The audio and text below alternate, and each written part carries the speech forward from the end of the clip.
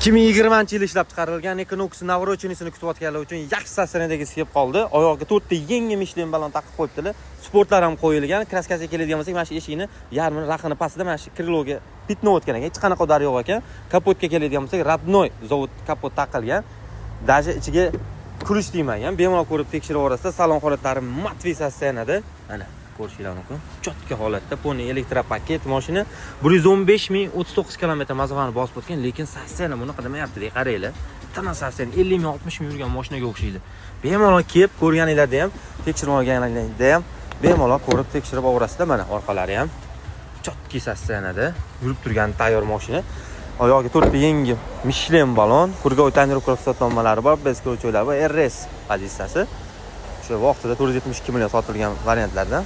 Yo'q narx kanalimizdan olib maza qilib haydashingiz uchun bor yo'g'i $19,200 ga beraveramiz. Ulgurib qolinglar. Bosib